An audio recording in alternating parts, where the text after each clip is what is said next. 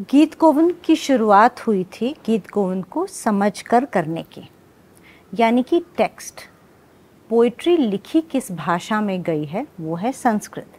अब संस्कृत मेरी अपनी भाषा तो है नहीं, मुझे ठीक से आती नहीं, इसलिए बहुत से विद्वानों के साथ बैठकर इसे समझने की कोशिश में कई साल लग गए।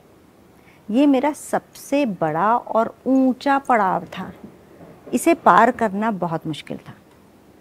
अब इसके जितने भी ट्रांसलेशंस मैंने पढ़े थे हिंदी में और अंग्रेज़ी में, बहुतों में बहुत फ़र्क था। कोई कुछ बोलता था, कोई कुछ बोलता था। अब कौन सा सही है ये कौन कह सकता है, क्योंकि भाई ये एक ओरल ट्रेडिशन से आई हुई चीज़ है 12वीं शताब्दी से। कब कौन सी चीज़ कैसे चेंज हो गई या कैसे किसी चीज़ से जुड़ गई या बदल गई, किसी के पास इसका कोई प्रमाण तो है नहीं। इसलिए कोई भी ऐसा काम करने से पहले जो इस समय डॉक्यूमेंट किया जा रहा है आपके लिए, उसका रिसर्च करना, उसकी अंडरस्टैंडिंग और समझ को पुख्ता करना या मजबूत करना बहुत ज़रूरी था।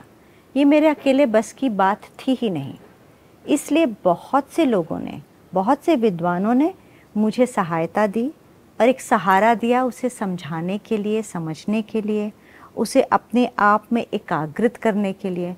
तब जा कर के इसका एक वर्कबल स्क्रिप्ट जिसे हम कहते हैं, जिसमें हमें पूरा विश्वास हो कि हाँ ये जहाँ तक हम जानते हैं, फिर से कहती हूँ जहाँ तक हम ये जानते हैं ये सही है।